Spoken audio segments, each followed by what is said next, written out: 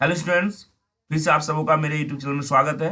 आज मैं आप लोगों को MRD 103 पेपर जिसका शीर्षक है ग्राम विकास प्रबंध के चैप्टर 2 के कुछ महत्वपूर्ण क्वेश्चन को बताने जा रहा हूं।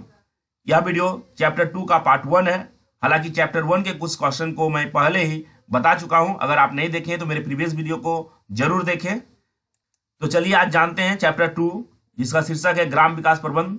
इसके अंतर्गत कुछ महत्वपूर्ण क्वेश्चन को जो कि आपके एग्जाम के पॉइंट ऑफ व्यू से बहुत इंपॉर्टेंट है। तो आज का पहला क्वेश्चन है, प्रबंध की अवधारणा को स्पष्ट कीजिए। इसको हम लोग निम्न बिंदु द्वारा स्पष्ट करेंगे। पहला है प्रबंध की अवधारणा को जानेंगे, प्रबंध का वर्गीकरण को जानेंगे, इसका वर्गीकरण निम्न बिंदु द्वारा करेंगे। पहला है समस्या समाधान की प्रक्रिया। नेक्स्ट है हमारा स्पष्टता, वर्णित उद्देश्य, दक्षता, दुर्लभ संसाधन और पीटर ड्रगर यह एक समाजशास्त्री है, इसके अनुसार प्रबंध की क्या अवधारणा है, इसको भी जानेंगे। तो सबसे पहले हम लोग जानते हैं प्रबंध की अवधारणा क्या है।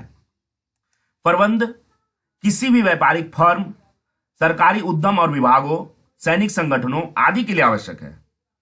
इस प्रकार प्रबंध एक विशिष्ट प्रकार की क्रिया है जिसका मुख्य उत्तरदायित्व दूसरे लोगों के जरिए काम करवाना है। अगर हम प्रबंध की अवधारणा को अच्छी तरह से समझे तो प्रबंध की अवधारणा से यही स्पष्ट होता है कि अगर हम किसी इंडस्ट्री में या फिर किसी सरकारी उद्यम में या फिर कोई विभाग में या फिर सैनिक संगठन में वहां के क्रियाकलापों को सही तरीके से अगर मैनेजमेंट करते हैं तो यही हमारा क्या है, प्रबंध है। और उसका जो उत्तरदायित्व होता है वो दूसरों को क्या करना होता है, दूसरों के द्वारा काम करवाना होता है। सपोज मान लीजिए कि अगर कोई इंडस्ट्री है, वहां पे जितने भी स्टाफ है उसको अगर उस स्टाफ को सही तरीके से उसके काम को उसके अनुसार बांट दिया जाता है और उससे काम करवाया जाता है तो ये हो गया हमारा प्रबंध। मतलब हमारा ये मैनेजरियल स्किल हो गया, मतलब ये हो गया हमारा मैनेजमेंट। तो इसका वर्गीकरण हम निम्न बिंदु द्वारा कर सकते हैं। पहला है समस्या समाधान की प्रक्रिया। व्यक्ति जो कुछ करता है वह प्रक्रिया कहलाती है। हम कुछ भी अगर करते हैं तो ये क्या है, एक तरह का प्रक्रिया है। इस प्रक्रिया में नियंत्रण तथा कभी भी समाप्त ना होने वाली आवृत्ति शामिल होती है। कोई भी अगर कार्य करते हैं तो वह हम यूजुअली करते ही हैं दैनिक जीवन में। उदाहरण के लिए प्रबंधक को अगर प्रवृत्तियों, संसाधनों की कमी या तकनीकी समस्या आदि के साथ साथ किसी चीज की समस्या होती है तो उसका वो निर्णय लेता है कि इस समस्या का समाधान कैसे किया जाए। मतलब अगर देखा जाए हमारा जो पहला पॉइंट है समस्या समाधान की प्रक्रिया, इसमें किसी भी प्रबंध में अगर कोई किसी प्रकार का समस्या आता है तो उसका निदान कैसे करे, उसका निराकरण कैसे करे, इस तरह का जो अवधारणा है ना, वो समस्या समाधान की प्रक्रिया में होता है। मतलब किसी भी समस्या का समाधान करना पड़ता है। नेक्स्ट हमारा पॉइंट है स्पष्टता, वर्णित उद्देश्य। सभी संगठनों के अस्तित्व के पीछे कोई ना कोई लक्ष्य और उद्देश्य होता है। उद्देश्य अधिक स्पष्ट और व्यवहारिक होते हैं, अतः प्रबंधक को कार्यकलापों की योजना बनानी पड़ती है ताकि उद्देश्यों को पूरा किया जा सके। अगर प्रबंधक जो होता है, जो कि मैनेजमेंट करता है, जो कि मैनेजर होता है किसी भी इंस्टीट्यूट का, अगर वो किसी लक्ष्य को कंप्लीटली अगर वो ध्यान में ना रखे तो उद्देश्य की जो प्राप्ति है, उद्देश्य की जो पूर्ति है वो नहीं कर सकता है। मतलब किसी भी इंस्टीट्यूट के लिए या किसी भी ऑर्गेनाइजेशन के विकास के लिए लक्ष्य के साथ साथ उसका उद्देश्य की पूर्ति का होना भी बहुत जरूरी है। दक्षता क्या है, इफिशियंसी के बारे में आप जानते हैं। दक्षता को प्रक्रियाओं की या फिर क्रियाओं की ऐसी तकनीक कहा जा सकता है जिसके जरिए उद्देश्यों को अनुकूलतम और प्रभावी ढंग से प्राप्त किया जा सके ताकि समय, प्रतिभा तथा पूंजी के संसाधनों का पूरा उपयोग किया जा सके और इसका उपयोग क्या हो सके, संभव हो सके तथा इन संसाधनों का क्या हो, फालतू यूज ना हो। मतलब दक्षता मतलब हमारे आसपास तो संसाधन है ही, लेकिन उसको प्रबंध के जरिए उस संसाधन का सही तरीके से यूज करना ही क्या है, दक्षता है। हमारे पास संसाधन है, हमारे पास मोबाइल है, हम क्या कर रहे हैं, उस मोबाइल को सही तरीके से यूज नहीं कर रहे हैं, गाना सुन रहे हैं, वीडियो देख रहे हैं। लेकिन अगर उस मोबाइल का यूज हम किसी शैक्षणिक कार्य के लिए करते हैं, किसी मैनेजमेंट के लिए करते हैं तो वो हमारा दक्षता है। अगर उस संसाधन का यूज हम सही तरीके से करते हैं तो वो हमारी दक्षता है, स्किल है ना। और अगर उस संसाधन का यूज हम सही तरीके से नहीं करते तो वो हमारे स्किल नहीं है। हम पढ़े लिखे हैं, हम पढ़े लिखे अगर बेकार बैठे हुए हैं, कोई कार्य नहीं करते हैं तो वो हमारा क्या, वो जो हम पढ़े हैं, हमारा जो क्वालिटी है या फिर एजुकेशन है, क्वालिफिकेशन, वो हमारा क्या है, बेकार है। लेकिन अगर हम पढ़े लिखे हैं या हम ट्यूशन पढ़ाते हैं या फिर हम किसी को ज्ञान दे रहे हैं तो वो हमारी दक्षता है, स्किल है। मतलब ये प्रबंध क्या करता है, प्रबंध के अंतर्गत दक्षता की भी अनिवार्यता है। इसमें देखा जाता है कि जो संसाधन है उसका सही तरीके से यूज हो रहा है या नहीं। दुर्लभ संसाधन के बारे में अगर जानते हैं तो प्रकृति में उपलब्ध संसाधनों की मात्रा कम है और एक निश्चित समय सीमा के अंदर उनकी मात्रा बढ़ाई नहीं जा सकती है। इसके अतिरिक्त ये दुर्लभ संसाधन होते हैं जिनका आवश्यकता के अनुसार वैकल्पिक यूज किया जा सकता है। मतलब अगर कोई संसाधन दुर्लभ है जिसको हम फिर से पुनः प्राप्त नहीं कर सकते हैं तो उसका क्या करना पड़ेगा, उसका सही तरीके से और नियमित रूप से लिमिट में हम लोगों को प्रयोग करना पड़ेगा।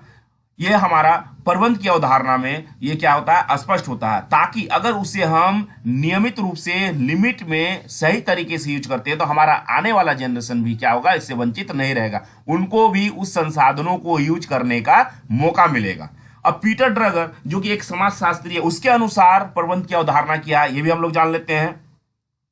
तो पीटर ड्रगर के अनुसार प्रबंध एक बहुउद्देशीय साधन है जो कारोबार, प्रबंधक और कामगार तथा कार्य का प्रबंध करता है। मतलब पीटर ड्रगर के अनुसार क्या होता है, जो प्रबंध जो होता है उससे कौन कौन सा व्यक्ति कोऑर्डिनेट होता है। अगर हम कोई कारखाना या फिर इंडस्ट्री चला रहे हैं तो उसमें क्या होता है, कारोबार जो हम मार्केटिंग करते हैं उसको भी जोड़े रखते हैं, प्रबंधक जो कि मैनेजमेंट करता है, कामगार जो कि वहां का स्टाफ होता है, कार्य और क्या काम करना है, इन सभी चीजों को कोऑर्डिनेशन करना पड़ता है, कोऑर्डिनेट करना पड़ता है। इसके बाद ये पूरा कोऑर्डिनेट करने के बाद उस कार्यशैली को प्रक्रिया में लाया जाता है, जो कि यही हमारा क्या है, प्रबंध है, यही हमारा क्या है, मैनेजमेंट है। चलिए अब नेक्स्ट क्वेश्चन की ओर चलते हैं। नेक्स्ट क्वेश्चन है प्रशासन तथा प्रबंध में अंतर स्पष्ट कीजिए अथवा प्रशासन और प्रबंध पर संक्षिप्त टिप्पणी लिखिए। यह क्वेश्चन हमारा जून 2014 में पूछा गया है। तो इसको डील करते समय हम लोग निम्न बिंदु को जानेंगे। पहला है प्रबंध एवं प्रशासन, ये दोनों में अंतर क्या है, दोनों का अर्थ क्या है, दोनों की परिभाषा क्या है, इसको जानेंगे। प्रबंध क्या है, प्रशासन क्या है, हालांकि प्रबंध के बारे में हम लोग पहले पढ़ लिए। प्रशासन एवं प्रबंध में अंतर क्या है, इन दोनों बिंदु को जानते हैं। प्रबंध को तो हम लोग जान ही गए हैं, मैनेजमेंट मतलब ही प्रबंध होता है। दूसरी तरफ से या दूसरी ओर अगर परिभाषा इसका देखें तो यह होगा आर्थिक और सामाजिक विकास में प्रबंध की बड़ी महत्वपूर्ण भूमिका होती है। मतलब अगर हमारे समाज में देखा जाए, आर्थिक विकास किया जाए या फिर सामाजिक विकास किया जाए तो इसमें मैनेजमेंट की बहुत ही आवश्यकता होती है, सही तरीके से कार्य करने की आवश्यकता होती है, क्योंकि यह सामाजिक आर्थिक प्रगति में क्या होता है, सहायक होता है और इसके साथ ही बचत और पूंजी निवेश भी होता है। इसमें अगर हम सही तरीके से किसी कार्य को करते हैं तो हमारा बचत भी होगा और उसमें सही तरीके से हम इन्वेस्टमेंट भी कर सकते हैं। प्रशासन क्या है, प्रशासन सामान्यतः उच्चतर एवं नीति निर्धारण मतलब कानून, नियम कानून स्तरों से जुड़ा होता है। मतलब ये बात को समझिए, प्रबंध क्या हो गया, हमारा मैनेजमेंट हो गया, और प्रशासन क्या हो गया, वहां का नियम कानून हो गया। जैसे कोई इंस्टीट्यूट है, वहां पे हम प्रबंध करते हैं, वहां का मैनेजमेंट करते हैं, उस इंस्टीट्यूट में कुछ नियम कानून भी होंगे, वहां के अपना कुछ पॉलिसी भी होगा, वहां का कुछ अपना क्या होगा, मैनेजमेंट का क्या होगा, नियम होगा, अधिनियम होगा कि नहीं, अगर आप डिसिप्लिन तोड़ते हैं तो आपको टर्मिनेट कर दिया जाएगा। मतलब प्रशासन का मतलब समझ लीजिए नीति, नियम, वहां का कानून कि हाँ ये चीज आपको करना है, डिसिप्लिन में रहना है, सही तरीके से काम करना है, अगर आप ज्यादा एब्सेंट करते हैं तो आपको हटा दिया गया। यह हमारा प्रशासन के अंतर्गत आता है। मतलब कानून जो बने हुए हैं उस इंस्टीट्यूट को चलाने का या फिर संस्था को, किसी भी ऑर्गेनाइजेशन को चलाने के लिए, तो उस नियम कानून के अंतर्गत प्रशासन आता है। प्रशासन का संबंध लक्ष्यों, नीतियों के निर्धारण और संगठनात्मक अवस्था तथा कार्य नीतियों से होता है। इसका मुख्य उत्तरदायित्व वित्त, उत्पादन और वितरण में समन्वय बनाए रखना है।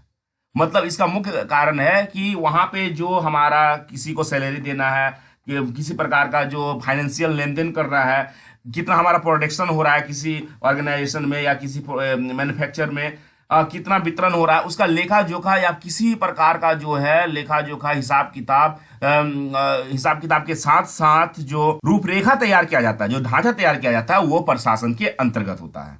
मतलब प्रशासन एक अधिकार क्षेत्र है, प्रबंध है कि इसमें ये काम करवाना है, और प्रशासन हो गया कि ये इतना अधिकार क्षेत्र है, आपको इसी के अंदर काम करना है और इस नियम के अनुरूप ही काम करना है। अगर आप नहीं करते हैं तो आपको हटा दिया जा सकता है या फिर आपको निकाल दिया जा सकता है। ये नियम कानून प्रशासन के अंतर्गत आता है। अब हम नेक्स्ट पॉइंट को जानेंगे, प्रशासन एवं प्रबंध में अंतर। प्रशासन क्या करता है, प्रशासन कुशल मार्गदर्शन सुनिश्चित करता है, कैसे कार्य किया जाए सही तरीके से, यह सुनिश्चित करता है, जबकि प्रबंध प्रभावी कार्यान्वयन सुनिश्चित करता है। प्रबंध में कार्य को कैसे कराया जाएगा किसी स्टाफ के द्वारा, यह सुनिश्चित किया जाता है। संगठन में क्या है, संगठन का स्वरूप निर्धारित करता है प्रशासन। प्रशासन क्या करता है, संगठन का स्वरूप निर्धारित करता है, जबकि संगठन का उपयोग कौन करता है, प्रबंध करता है, मतलब किस प्रकार उसका कार्य किया जाए। लक्ष्यों का निर्धारण करता है प्रशासन। प्रशासन के अंतर्गत लक्ष्यों का निर्धारण होता है एवं प्रबंध के अंतर्गत इन लक्ष्यों को प्राप्त करने का प्रयत्न किया जाता है।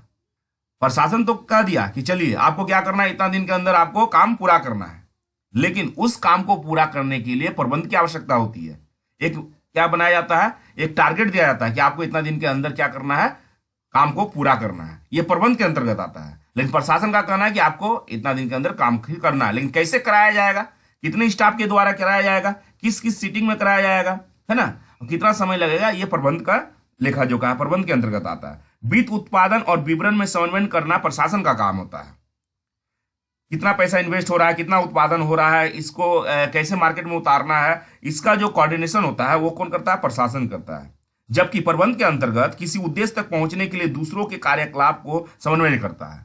प्रबंध क्या करता है, एक दूसरे में कोऑर्डिनेशन बनाता है, जो वहां पे कार्यरत स्टाफ है उसके बीच क्या करता है, वो कोऑर्डिनेशन करता है कि नहीं आपस में सीनियर जूनियर है, अच्छी तरह से सबको मिलजुल कर क्या करना है, टीम वर्क में काम करना है ना, ये काम करता है। प्रशासन क्या करता है, उसको फाइनेंस करता है, उसको पैसा देने का कार्य करता है।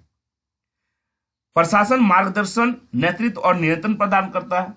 इस प्रकार हम कह सकते हैं कि प्रशासन क्या करता है, मार्गदर्शन देता है कि नहीं ये करना है, ये करना है, ये सही रहेगा, नेतृत्व करता है, लीडरशिप करता है, नियंत्रण करता है, कंट्रोलिंग भी करता है। जबकि प्रबंध के अंतर्गत लोगों तथा अन्य संसाधनों के साथ संगठित रूप से काम करते हुए कार्य पूरा करना है। प्रबंध वो तो बता दिया प्रशासन, और मार्गदर्शन दे दिया कि आपको क्या करना है, ये काम करना है, लेकिन ये क्या करता है, प्रबंध क्या करता है, उसको किस तरह से काम करना है, छोटे छोटे वर्गों में, छोटे छोटे टीमों में तोड़ के हम बड़ा से बड़ा कार्य कैसे करेंगे, ये हमारा प्रबंध ही करता है, प्रबंधन ही करता है, ये हमारा मैनेजमेंट ही करता है, एक मैनेजर ही करता है। ठीक है, तो अब हम चलते हैं नेक्स्ट क्वेश्चन की ओर। नेक्स्ट क्वेश्चन है, प्रबंध की प्रक्रिया को विस्तार पूर्वक समझाइए। तो प्रबंध की प्रक्रिया को हम निम्न बिंदुओं द्वारा स्पष्ट रूप से समझ सकते हैं। पहला बिंदु है नियोजन, दूसरा है संगठन, नेक्स्ट है हमारा स्टाफिंग, नेक्स्ट निर्देशन, प्रयोजन, रिपोर्ट करना, बजट बनाना और पोस्ट कोर्ब। ये क्या है, एक शॉर्ट फॉर्म है, हम इसको पहले जानेंगे, इसका लास्ट में इसके बारे में बताएंगे। तो पहला जानते हैं नियोजन क्या है प्रबंध की प्रक्रिया में। तो किसी भी कार्य को करने के लिए हमें क्या पड़ती है, प्रबंध की आवश्यकता पड़ती है। अगर कोई कार्य है तो उसे सही मैनेजमेंट के द्वारा ही हम क्या कर सकते हैं, पूरा कर सकते हैं। और उस मैनेजमेंट को पूरा करने के लिए हम निम्न बिंदुओं का क्या करेंगे, सहारा लेंगे। सबसे पहले हम क्या करेंगे, नियोजन का काम करेंगे। नियोजन में क्या होगा, तो योजना भविष्य के लिए जो बनाई जाती है, कोई भी योजना क्या होती है, भविष्य के लिए बनाई जाती है, और वह संगठन की दिशा क्या करती है, निर्धारित करती है। यह एक तरह की संगठित दूरदृष्टि और सुधारात्मक पश्च दृष्टि है। मतलब किसी भी प्रबंध की प्रक्रिया को या कार्य को या योजना को सही तरीके से करने के लिए हमें क्या करना पड़ता है, नियोजन, मतलब प्लानिंग करना पड़ता है। किसी भी कार्य के पहले हमको क्या करना पड़ता है, प्लानिंग करना पड़ता है, जो वही हमारा क्या है, नियोजन है। बिना प्लानिंग का नहीं होगा। प्लानिंग करेंगे तो हम क्या करेंगे, उस समय उसमें दिशा निर्धारित करेंगे और उसको सही तरीके से उसको करने का और उस उद्देश्य या लक्ष्य को प्राप्त करने का हम लोग क्या करेंगे, प्रयास करेंगे। नेक्स्ट है संगठन। इसमें उद्देश्यों की पूर्ति के लिए अपेक्षित कार्यकलाप को निर्धारित करना, कार्यकलापों को संचालन योग्य इकाइयों से सूचीबद्ध करना और ऐसे समूहबद्ध कार्यकलापों को प्रबंधक को सौंपना शामिल है, जिसमें संगठन की एकता का लक्ष्य प्राप्त करने के इन संबंधों को उचित रूप से समन्वय जरूरी होता है।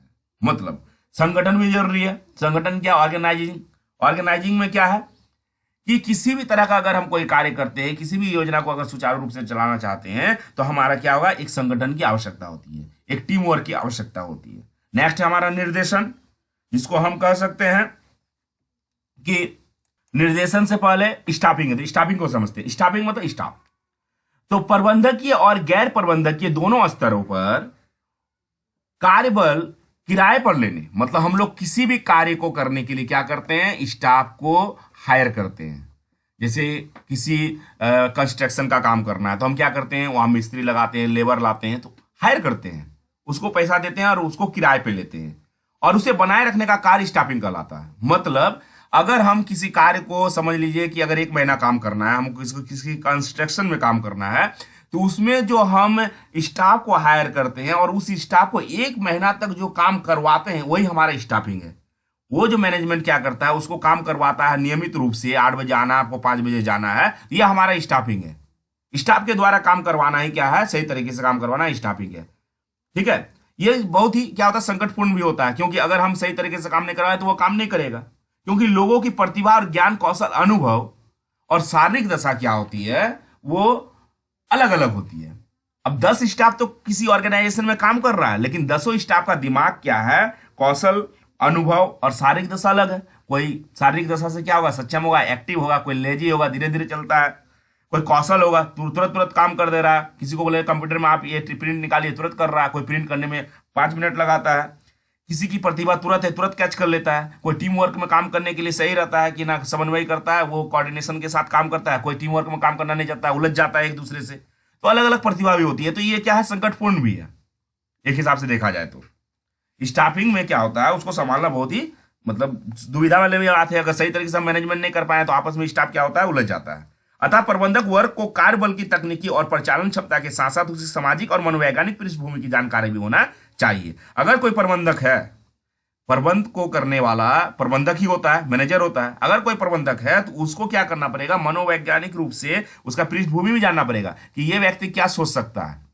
जब किसी ऑर्गेनाइजेशन में काम किया हुआ बहुत दिन हो जाता है तो वो अपने स्टाफ को अच्छी तरह से समझ जाता है कि ये स्टाफ ये कर सकता है, ये स्टाफ ये कर सकता है, ये स्टाफ ये नहीं कर सकता है। तो वो मनोवैज्ञानिक रूप से भी उसके धारणा को वो क्या करता है, जान जाता है। वो सामाजिक उसका जो बैकग्राउंड है, पृष्ठभूमि है, उसको भी वो धीरे धीरे जान जाता है। नेक्स्ट हमारा पॉइंट है निर्देशन। यह कार्य नेतृत्व, संचार और अभिप्रेरण और पर्यवेक्षण से संबंधित है, जिससे कि वांछित लक्ष्य प्राप्त किया जा सके। यह कार्य सीधे ही किसी भी संगठन के मानवीय तत्व से क्या होता है, जुड़ा हुआ होता है। मतलब निर्देशन मतलब हमको क्या करना है, ऑर्डर करना है। ऑर्डर अगर करते हैं तो वो नेतृत्व का भी कार्य करता है कि नहीं आपको ये करना है, ये करना है। उसमें संचार और अभिप्रेरण का भी कार्य किया जाता है, सर्वेक्षण भी होता है, हम लोग इंस्पेक्शन भी करते हैं, सुपरविजन भी करते हैं, है ना, ऑब्जर्वेशन भी करते हैं, क्या हाँ इतना काम हुआ, ये आधा अधूरा क्यों है, इसको पूरा करना है, ये निर्देशन में आता है। परियोजन में क्या है, परियोजन में हम जानेंगे कोऑर्डिनेशन के बारे में। तो किसी संगठन के विभिन्न विभागों को प्रबंधन संबंधी कार्यकलापों को उनके उद्देश्यों के दृष्टिकोण से संयोजन की आवश्यकता है। इसी प्रकार से एक विभाग के अंदर के विभिन्न कार्यकलापों को संयोजन की भी आवश्यकता होती है। यह किसी संगठन और उसके विभाग के सुचारू रूप से कार्य करने के लिए आवश्यक है। किसी संगठन को सुचारू रूप से चलाने के लिए परियोजन की मतलब कोऑर्डिनेटिंग की आवश्यकता बहुत जरूरी होती है। रिपोर्ट करना, रिपोर्टिंग, प्रबंधन को अपने लिए विभिन्न विभागों और खंडों तथा विभिन्न स्तरों पर काम करने वालों को दिए गए कार्य और उनके निष्पादन संबंधी सूचना रखना आवश्यक होता है, जिसे रिपोर्ट कहते हैं या रिपोर्टिंग कहते हैं। मतलब कोई भी कार्य अगर किए तो कितना कार्य हुआ, आज कितना कार्य पेंडिंग रहा, कितना हो चुका है, कितना कंप्लीट हो चुका है और कितना समय अभी और लगेगा, ये सब का रिपोर्टिंग करना क्या होता है, ये रिपोर्टिंग में आता है ना। जिसमें क्या होता है, जिसमें कार्य और उसके निष्पादन संबंधी जो त्रुटि है या समाधान है उसकी जानकारी प्राप्त की जाती है। नेक्स्ट है बजट बनाना। बजट बनाना संगठन के कार्यों के लिए संसाधनों के आवंटन तथा पुनः विभागों तथा खंडों द्वारा निष्पादित होने वाले विभिन्न कार्यों के लिए क्या होता है, उपलब्ध संसाधनों को प्राप्त करने को दर्शाता है। वित्तीय बजट के अलावा यह आवश्यक है कि कार्य निष्पादन के लिए निर्धारित समय का भी बजट निर्धारण धन और समय के अंदर बनाया जाए। मतलब किसी भी कार्य को करने के लिए, किसी भी योजनाओं को चलाने के लिए हमारा क्या है, बजट का होना भी जरूरी है। बजट में हमारा क्या क्या आता है, बजट में हमारा निर्धारित धन आता है कि इतना ही हमारे पास फाइनेंस है, इसको हमको यूज करना है। इसमें हमारा टारगेट रहता है कि इतना काम हमको 1 साल के अंदर करना है, 3 महीना के अंदर क्वार्टर में करना है, 6 महीना में करना है, साल भर में करना है, वार्षिक बजट भी होता है। तो वो हमारा टारगेट होता है। इसके बाद हमारा अचीवमेंट क्या होता है, जो कि मार्च क्लोजिंग के टाइम हमें पता चलता है। तो ये बजट के अंतर्गत हमें 3 चीजों का लगभग ध्यान रखना पड़ता है। पहला है कि समय निर्धारण करना पड़ता है, निर्धारित धन होता है कि हाँ इतना राशि को आपको खर्च करना है, वो क्या है, इतने समय के अंदर हमारा क्या होता है, टारगेट रहता है, टाइम ड्यूरेशन होता है, इतने समय के अंदर आपको करना है कार्य को। अब हमारा नेक्स्ट जो पॉइंट है पोस्ट कर्व, इसको हम जानते हैं। यह हमारा शॉर्ट फॉर्म है, जो कि प्रबंध की प्रक्रिया को विस्तार पूर्वक जानने के लिए जो बिंदु दिए गए हैं, इनका शॉर्ट फॉर्म है। पहला है पी, जिसको इंडिकेट प्लानिंग करता है, प्लानिंग मतलब नियोजन हो गया। पी ओ से हमारा ऑर्गेनाइजिंग है, और एस से क्या हो जाएगा, एस से स्टाफिंग, डी से डायरेक्टिंग जो कि निर्देशन का कार्य करती है, सी से क्या है, कोऑर्डिनेटिंग, आर से रिपोर्टिंग और बी से बजटिंग। ये हमारा सातों बिंदु को क्या किया है एक लाइन में, हम इसको याद करने के लिए ये हमारा ट्रिक है, शॉर्ट ट्रिक, इसको हम याद कर सकते हैं। हालांकि इसको हम पॉइंट में लिख भी सकते हैं, नहीं भी लिख सकते हैं, ठीक है। इसको हम कहीं इंडिकेट कर देंगे पॉइंट के अंदर ही। चलिए अब चलते हैं नेक्स्ट क्वेश्चन की ओर। नेक्स्ट क्वेश्चन है हमारा, परियोजना के विभिन्न आयामों का विस्तार पूर्वक विवरण दीजिए, अथवा बताइए कि पूंजीगत संरचना परियोजना का महत्वपूर्ण आयाम क्या है। तो सबसे पहले हम लोग जानेंगे कि परियोजना क्या है और परियोजना की विभिन्न आयाम क्या है। तीनों हम परियोजना की विभिन्न आयाम को निम्न बिंदु द्वारा डील करेंगे। पहला हम जानेंगे कार्यकलाप समूह क्या होता है, संभावित लाभार्थी समूह क्या होता है, निवेश में शेयर क्या है, वित्तीय हित क्या है, आवंटन और विशिष्टता क्या है। सबसे पहले चलिए चलते हैं परियोजना क्या है उसे जानते हैं। परियोजना को हम अंग्रेजी में क्या कहते हैं, प्रोजेक्ट। तो किसी व्यापार, विज्ञान या अन्य क्षेत्र में किसी विशेष लक्ष्य की प्राप्ति हेतु जो विस्तृत कार्य योजना बनाई और कार्यान्वित की जाती है उसे हम क्या कहते हैं, परियोजना कहते हैं। किसी भी व्यापार, विज्ञान या अन्य क्षेत्र में किसी भी लक्ष्य को प्राप्त करने के लिए क्या करते हैं, विस्तार रूप से एक आकलन करते हैं, प्लानिंग करते हैं, उसे हम और उसको क्या करते हैं, लागू जो करते हैं उसे ही हम परियोजना कहते हैं।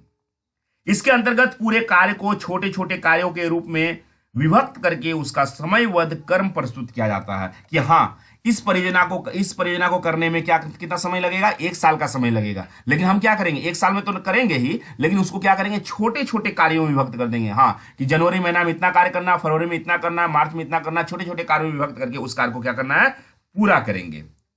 अब हम नेक्स्ट पॉइंट जानेंगे, परियोजना की विभिन्न आयाम क्या है। पहला है कार्यकलाप समूह। तो कार्यकलाप समूह परियोजना का पहला आयाम है।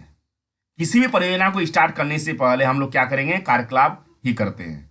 इसमें क्या होता है, जिसमें किसी भी कार्य का रूपरेखा तैयार किया जाता है कि नहीं इस कार्य को जो करेंगे तो इसके क्या साइड इफेक्ट है, इससे क्या लाभ है लोगों को, इसका क्या रिजल्ट आएगा, है ना। इस तरह का हम पहले क्या करते हैं, रूपरेखा तैयार करते हैं, प्लानिंग करते हैं। जैसे मान लीजिए हम एक उदाहरण लेते हैं, दूध उत्पादन के लिए, डेयरी फार्म खोलने के लिए, तो इसमें हम लोग को पहले प्लानिंग क्या करना पड़ेगा, प्लानिंग यह करना पड़ेगा कि चारा कहाँ से आएगा, उसमें अगर कोई पशु बीमार पड़ जाता है तो पशु चिकित्सक का कोऑर्डिनेशन होना चाहिए, इस तरह का सुविधा होना चाहिए। इसमें कितने खर्च आएंगे पशु चारे में, पशु को खरीदने में, है ना। अगर हम डेयरी फार्म का ही क्या करते हैं, सोचते हैं, प्लानिंग सोचते हैं करने का, अगर उस कार्य को करने का सोचते हैं तो हमें इस चीज का क्या करना पड़ेगा, रूपरेखा तैयार करना पड़ेगा, इसकी जरूरत होती है। फिर उत्पादन, अगर दूध होता है तो उसको हम मार्केटिंग कैसे करेंगे, इन सभी को कंप्लीट करने के बाद हम क्या करेंगे, उस परियोजना को विस्तार रूप से कार्यान्वित करेंगे। नेक्स्ट हमारा पॉइंट है संभावित लाभार्थी समूह। चूंकि परियोजना एक निश्चित समय में सामाजिक वर्ग के विकास के लिए योजनाबद्ध हस्तक्षेप है, किसी भी परियोजना का मुख्य रूप से जो उद्देश्य होता है वह समाज का विकास ही होता है। इसलिए संभावित वर्ग के हित परियोजना का एक आयाम बनाता है। इससे क्या होता है, समाज के लोगों का और जो नीडी व्यक्ति होते हैं उसका हित का कार्य किया जाता है इसके अंतर्गत, और उसके हित के बारे में ही क्या किया जाता है, सोचा जाता है। नेक्स्ट हमारा पॉइंट है निवेश में शेयर। पूंजी संरचना निर्धारण परियोजना में निजी क्षेत्र द्वारा प्रस्तावित निवेश में शेयर किया जाता है, इसलिए पूंजी संरचना परियोजना का बहुत महत्वपूर्ण आयाम है। जैसे अगर हम कभी कभी देखें किसी कार्य को ऐसा भी किया जाता है कि हम कुछ पैसा इन्वेस्ट किए और फिर हमें सरकार की तरफ से भी कुछ पैसा मिलता है। जैसे सरकार की तरफ से कुछ योजना होती है, जैसे पशुपालन की योजना होती है, उसमें क्या होता है, किसी भी पशु को खरीदने के लिए हम कुछ पैसा लगाते हैं और फिर सरकार की तरफ से उस किसान को या फिर उस व्यक्ति को पैसा दिया जाता है। तो दोनों का इन्वेस्टमेंट होता है, दोनों का निवेश होता है। दोनों का निवेश कैसा होता है, शेयर होता है कि नहीं आप जितना हमसे लिए, सरकार की तरफ से जो हमें राशि मिलती है उसको फिर हमें लौटाना पड़ता है, उसमें सब्सिडी होता है, कुछ राहत भी मिलती है, और हम अपना क्या करते हैं उसमें फिर इन्वेस्ट करते हैं, वो तो हमारा खुद का ही रहता है। तो इसमें शेयर भी होता है। वित्तीय हित, तो परियोजना में पूंजी संरचना के फलस्वरूप वित्तीय हित भिन्न भिन्न हो सकते हैं। परियोजना में अंशदाताओं के शेयर अनुसार हित भी क्या होते हैं, भिन्न भिन्न होते हैं। परियोजना वित्त की अंशतः अनुदान के रूप में निवेशकर्ताओं से फंड अंतरण द्वारा और अंशतः वित्त संसाधनों द्वारा ऋण की प्राप्ति होती है। कभी कभी वित्तीय हित में अगर देखिए तो हम अगर कोई चीज अगर स्टार्ट करते हैं, किसी कारखाना या फिर कारोबार की शुरुआत करते हैं तो हमें क्या होता है, हमें वित्तीय हित भी मिलती है। हमें किसान, जैसे किसान अगर कोई कार्य करता है तो किसान लोन मिलता है, सीसी सीसीसी, है ना, किसान क्रेडिट लोन के द्वारा उसे लोन प्राप्त होती है। ठीक है, कभी कभी उसे अंशदान भी मिलता है, अनुदान भी मिलता है कि नहीं चलिए इस बार क्या है, सूखा घोषित हो गया, सबका धान फसल क्या हो गया, खराब हो गया है, सुखाड़ घोषित हो गया, तो इसका आप क्या करना चाहिए, इसको अंशदान दे देते हैं। वो धान में जितना खेती करने के बाद उसका जो फसल का कीमत होता है उसके बदले उसको उतना अमाउंट दिया जाता है। कभी कभी किसी राज्य सरकार के द्वारा ये कार्य किया जाता है। आवंटन और विशिष्टता जो हमारा नेक्स्ट पॉइंट है, समय और संसाधन के आवंटन की समस्या, विशेषकर पूंजी की समस्या का परियोजना की पहचान से महत्वपूर्ण संबंध है। इसलिए विभिन्न कार्यकलापों में उचित समन्वय क्या होता है, जरूरी होता है। किसी भी क्रियाकलाप करने के लिए, किसी एक परियोजना को चलाने के लिए, पूंजी संरचना परियोजना को चलाने के लिए, जिसमें कि हमारा पूंजी संरचना परियोजना क्या है, मतलब जिसमें हम पैसा इन्वेस्ट करते हैं, उसको चलाने के लिए सबसे पहले क्या है समस्या, वो होता है पूंजी की समस्या होता है, कितना इन्वेस्ट करना है, एक समय निर्धारित होना बहुत जरूरी है, टाइम ड्यूरेशन का निर्धारित होना जरूरी है। तो इससे क्या होगा, हम किसी भी कार्य को नियत समय में, निर्धारित समय में अच्छी तरह से कर सकते हैं और उस कार्य के सफल होने से हमारा सामाजिक विकास हो सकता है, जिससे जो नीडी व्यक्ति हैं उसको उस लाभ तक पहुंच सकता है, उनको वो लाभ पहुंच सकता है, जो संभावित लाभ होते हैं समूह के लिए वो लाभ हो सकता है, और वो हमारा जो परियोजना है वो सही तरीके से कार्यान्वित हो सकती है, सही तरीके से सुचारू रूप से क्या हो सकता है, वो सफलतापूर्वक चल सकता है, और वो क्या होगा, वो धीरे धीरे हमारे सामाजिक और आर्थिक विकास में सहायता प्रदान करती है। हमारा नेक्स्ट पॉइंट है, नेक्स्ट क्वेश्चन, यह क्वेश्चन बहुत ही इंपॉर्टेंट है। विस्तृत परियोजना रिपोर्ट, जिसको हम डीपीआर कहते हैं संक्षिप्त रूप में, डिस्क्रिप्टिव प्रोजेक्ट रिपोर्ट, पर संक्षिप्त टिप्पणी लिखिए। यह क्वेश्चन जून 2012 में पूछा गया क्वेश्चन है। तो चलिए सबसे पहले जानते हैं कि विस्तृत परियोजना रिपोर्ट, डिस्क्रिप्टिव प्रोजेक्ट रिपोर्ट है क्या। परियोजना रिपोर्ट की सूची हम किस प्रकार तैयार करेंगे, तो परियोजना रिपोर्ट की सूची हम निम्न बिंदुओं के द्वारा, निम्न जो बिंदु दिए गए हैं उनकी सहायता से हम तैयार करेंगे। सबसे पहला होगा सार और निष्कर्ष, नेक्स्ट है हमारा प्रस्तावना, पृष्ठभूमि, परियोजना का तर्काधार, उसका क्या उद्देश्य है, परियोजना क्षेत्र, परियोजना के बारे में फिर जानेंगे, संगठन और क्षेत्र, उत्पादन, बाजार और वित्त परिणाम, लाभ और औचित्य, है ना, प्रमुख समस्याएं और अनुबंध। इसको एक एक करके डील करेंगे। सबसे पहले हम जानते हैं विस्तृत परियोजना रिपोर्ट है क्या। देखिए सबसे पहले विस्तृत परियोजना रिपोर्ट से यह पता चलता है कि यह एक तरह का रिपोर्ट है जो कि विस्तृत है, बड़ा रूप में होता है। मतलब रिपोर्ट मतलब हो गया लेखा जोखा। यह लेखा जोखा क्या है, लघु रूप में नहीं है, मतलब विस्तृत रूप में है। यह विस्तृत रूप अगर सरकारी मापदंड के अनुसार अगर देखा जाए तो यह विस्तृत रूप लगभग 25 पन्नों का, 25 पृष्ठों का होता है, या फिर 50 पृष्ठों का मैक्सिमम हो सकता है। 25 या 50 पृष्ठों का अगर कोई रिपोर्ट तैयार होता है तो वो विस्तृत रिपोर्ट, जिसको हम डिस्क्रिप्टिव रिपोर्ट कहते हैं, जिसमें पूरा अच्छी तरह से डिटेल के साथ क्या होता है, लेखा जोखा होता है, या फिर उसकी सूची तैयार की जाती है। तो इसमें क्या है कि विश्व बैंक ने यह सिफारिश की है कि व्यवहारिक रूप में विस्तृत परियोजना रिपोर्ट का मुख्य विवरण जो है किसी साधारण कृषि परियोजना के लिए एकल स्पेस में टाइप किए गए लगभग 25 पृष्ठों में होना चाहिए। तो मतलब ये विश्व बैंक की तरफ से क्या है, आदेश है कि किसी भी डिस्क्रिप्टिव जो रिपोर्ट होगा वो कितने पृष्ठों का होगा, वो लगभग 25 पृष्ठों का होना चाहिए। और किसी जटिल ग्राम विकास परियोजना के लिए अधिक से अधिक क्या होना चाहिए, 50 पृष्ठों का होना चाहिए। जो रिपोर्ट तैयार होगा वो लगभग 50 पृष्ठों का रिपोर्ट होना चाहिए।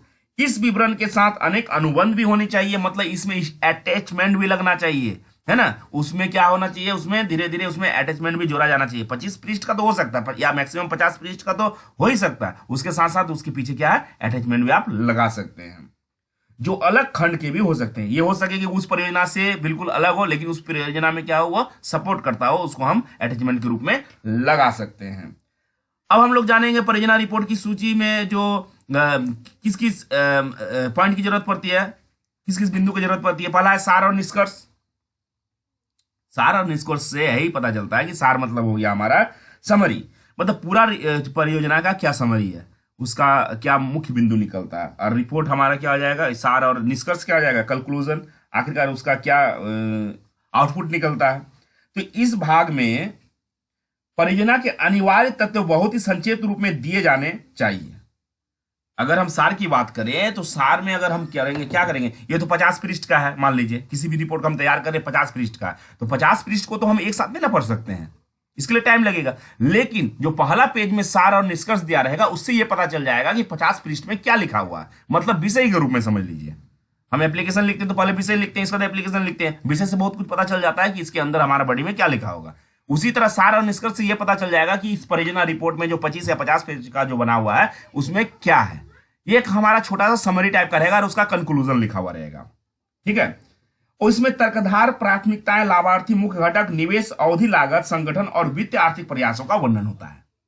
इसमें इसी सार में क्या होता है, इसी शॉर्ट डिस्क्रिप्शन में क्या होता है, लाभार्थी लिखा रहता है, कितना निवेश हुआ, कितना क्या क्या प्राथमिकताएं, ये सब लिखा हुआ रहता है।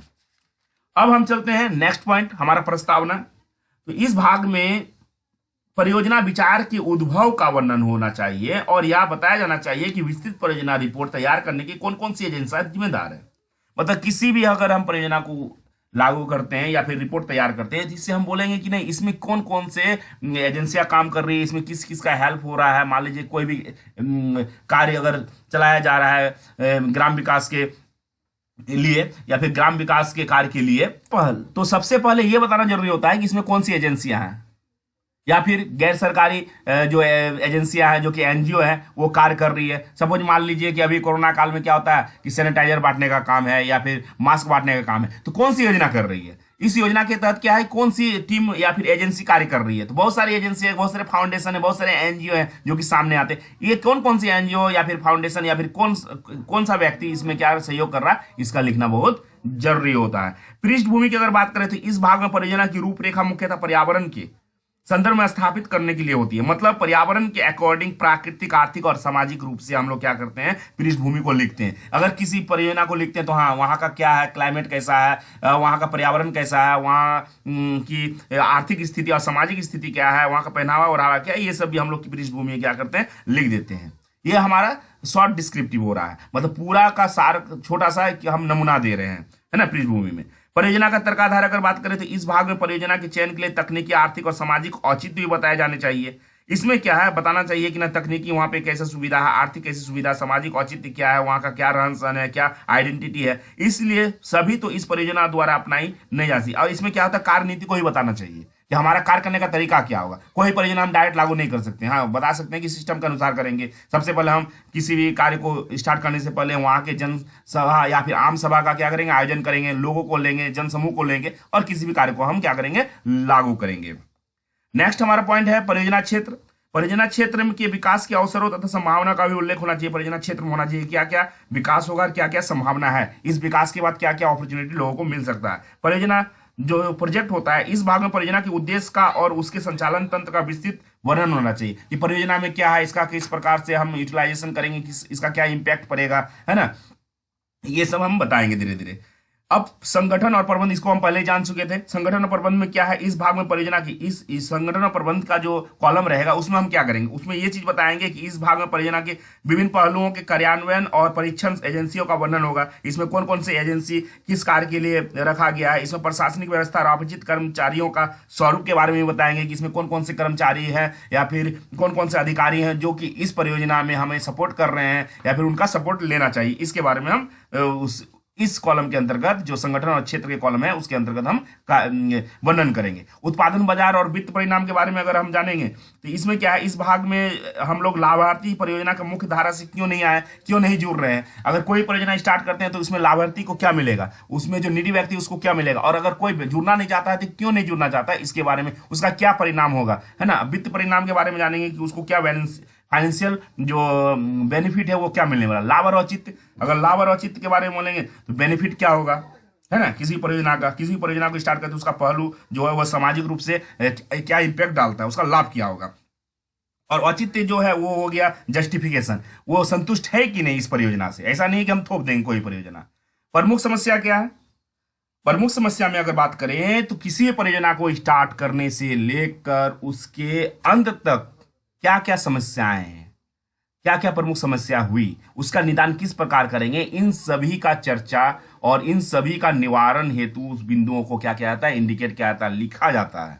अब अनुबंध की बात करें अगर हम, तो अनुबंध में क्या होता है? अनुबंध में होता है कि किसी भी जो परियोजना है उसको उसका आइडेंटिटी दिलाना। मतलब इसको हम एनेक्चर्स के रूप में लिख सकते हैं, मतलब इसको हम ग्राफ के रूप में, मतलब किसी भी परियोजना में मान लीजिए हम जनसंख्या को दिखा रहे हैं, या फिर किसी एरिया को दिखा रहे हैं, या फिर हम किसी प्रॉफिट या लॉस को दिखा रहे हैं, किसी समस्या को दिखा रहे हैं, तो इसको हम ग्राफ के द्वारा भी दिखा सकते हैं, संख्यांकित तालिकाएं के द्वारा भी दिखा सकते हैं, उसको हम डिजिट में भी दिखा सकते हैं कि इतना है, नक्शा के द्वारा भी दिखा सकते हैं कि इस क्षेत्र में हम क्या किए हैं, कार्य किए हैं, आरेख के द्वारा भी दिखा सकते हैं कि ये कार्य किए हैं, चार्ट के रूप में भी हम प्रस्तुत कर सकते हैं कि ये समूह में हम कार्य किए हैं, ये ओबीसी है, ये जनरल है, ये गरीब है, ये गरीबी रेखा से ऊपर है, गरीबी रेखा से नीचे, ये बीपीएल श्रेणी में आते हैं। इस तरह हम चार्ट के रूप में भी दिखा सकते हैं। उसको अगर हम और प्रूव करना चाहें तो हम फोटोग्राफ भी उसमें चिपका सकते हैं, उसमें दिखा सकते हैं, किसी प्रोजेक्ट को अच्छी तरह से बताने के लिए रेखा चित्र भी बना सकते हैं। इस प्रकार इन सभी बिंदुओं के द्वारा परियोजना रिपोर्ट को हम अच्छी तरह से क्या कर सकते हैं,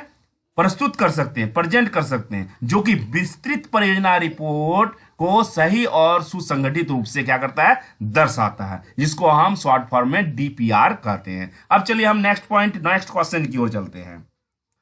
हमारा नेक्स्ट क्वेश्चन है, परियोजना की तकनीकी व्यवहार्यता को स्पष्ट कीजिए, अथवा परियोजना के मूल्यांकन से जुड़ी तकनीकी व्यवहार्यता की महत्वपूर्ण विशेषताओं को स्पष्ट कीजिए। यह क्वेश्चन दिसंबर 2012 में पूछा गया क्वेश्चन है। तो सबसे पहले हम लोग जानेंगे परियोजना में तकनीकी प्रयोग क्या है। तकनीकी प्रयोग मतलब समझ गया है, टेक्नोलॉजी का प्रयोग होगा।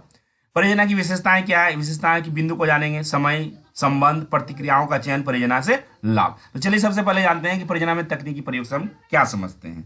तो विकास परियोजना की सबसे महत्वपूर्ण और बुनियादी और सबसे व्यापक क्या है, विशेषता है।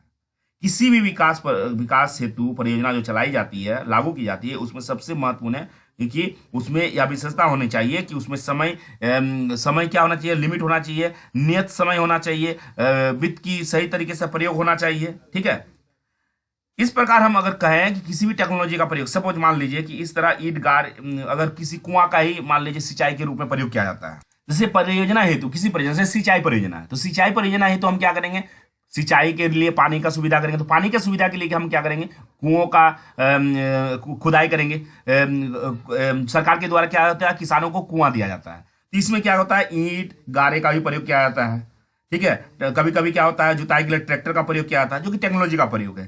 कृषि की फसलों की रोपाई और कटाई के लिए भी अभी क्या टेक्नोलॉजी का प्रयोग किया जाता है। तो हम अगर देखिए कि परियोजना में क्या होता है, किसी परियोजना में अगर टेक्नोलॉजी का प्रयोग किया जाता है तो वो क्या होता है, वो व्यवहारिक हो जाता है, धीरे धीरे व्यवहारिक हो जाता है। मतलब क्या है, अगर पहले हम क्या कर रहे थे, पहले हम हाथ से बुनाई करते थे, कटाई करते थे, उसमें बुआई करते थे, ठीक है, लेकिन अब हम टेक्नोलॉजी का प्रयोग कर रहे हैं, तो अब धीरे धीरे वो घट रहा है, वो धीरे धीरे खत्म हो रहा है। तो इस प्रकार हम कह सकते हैं कि हम क्या कर रहे हैं, उसको व्यवहार में ला रहे हैं, उसका आदी हो रहे हैं, है ना। अब परियोजना की विशेषताएं क्या होती है अगर टेक्नोलॉजी का यूज होता है तो, ठीक है, इसको आप जानते हैं। तो इसमें विशेषताएं निम्न रूप से अगर देखा जाए तो ये समय है, इसमें समय भी क्या होता है, पाबंद होता है। जैसे किसी परियोजना में एक से अधिक तकनीकी प्रक्रियाएं हो सकती है, लेकिन उसके पदार्थ के रूपांतरण की प्रक्रिया की मूल विशेषता में फर्क नहीं पड़ता है। इससे क्या होता है, कोई फर्क नहीं पड़ता। अगर एक शॉर्टकट में अगर देखें इसको, तो अगर किसी प्रक्रिया में एक प्रक्रिया के पूरे होने के बाद दूसरी प्रक्रिया को क्रमवार किया जाता है, तो ऐसी परियोजना में उस प्रक्रिया को काफी अधिक समय लगेगा,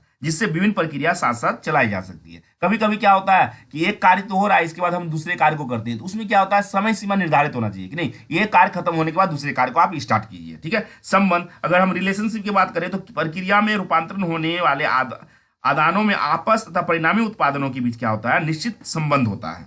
मतलब कोई भी उत्पादन या फिर कारक के बीच क्या होता है, निश्चित संबंध होता है। संबंध क्या होता है कि नहीं, अगर हम किसी भी प्रकार का मान लीजिए कृषि में ही कार्य करते हैं, तो किसी प्रकार का अगर फसल लगाते हैं या उपजाते हैं, तो एक सहसंबंध होना चाहिए। इस समय में पानी दिया जाना चाहिए, इस समय में यूरिया दिया जाना चाहिए, इस समय में डीएपी दिया जाना चाहिए, इस समय में खाद दिया जाना चाहिए, इसमें खरपतवार को उठा के फेंकना चाहिए। तो ये एक समय होना चाहिए, है ना, और उस समय के साथ क्या होना चाहिए, संबंध होना चाहिए, कोऑर्डिनेशन होना चाहिए। तब हमारा क्या होगा, सही तरीके से वो परियोजना जो है वो विकसित हो पाएगी या फिर संचालित हो पाएगी। प्रतिक्रियाओं का चयन, तो प्रतिक्रियाओं का चयन अगर हम देखें तो इसमें क्या होता है, इसमें अक्सर एक जैसे अथवा समान रूप से किसी आवश्यकता की पूर्ति करने वाली या फिर अधिक प्रक्रियाएं उपलब्ध होती है।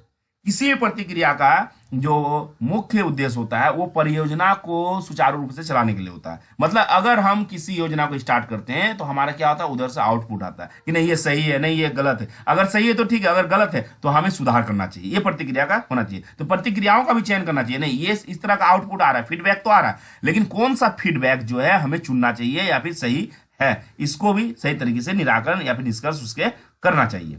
परियोजना से लाभ, अब ये भी देखना चाहिए कि परियोजना से क्या लाभ है, परियोजना से हमारे समाज को क्या लाभ है। किसी भी परियोजना को अगर स्टार्ट किया जाता है तो इससे क्या इंपैक्ट पड़ने वाला है, गरीब लोगों पे क्या इंपैक्ट पड़ने वाला है, आम जनता पे क्या इंपैक्ट पड़ने वाला है, जो ग्रामीण क्षेत्रों में रह रहे हैं उस पर क्या प्रभाव पड़ने वाला है, इन सभी चीजों को देखना और उससे जुड़ी जो जितने भी करी है या फिर जानकारी है उसको जानना बहुत जरूरी होता है। किसी भी परियोजना को सही और सुचारू रूप से चलाने के लिए ये बहुत ही महत्वपूर्ण क्या है, बिंदु है। इन सभी बिंदुओं के प्रयोग से हम क्या करेंगे, किसी भी परियोजना को सही और कुशल पूर्वक क्या कर सकते हैं, उसको हम कार्यान्वित कर सकते हैं। दोस्तों अगर आप मेरे चैनल में न्यू हैं तो मेरे चैनल को जरूर सब्सक्राइब करें ताकि आपको न्यू अपडेट्स मिलता रहे। और अगर आपको किसी प्रकार का कोई क्वेरी है तो आप कमेंट बॉक्स में जरूर बताएं। अगर आपको किसी टॉपिक में वीडियो बनाना है मुझे तो ये भी आप बताएं, मैं जरूर वीडियो बनाऊंगा उस टॉपिक में। Thank you.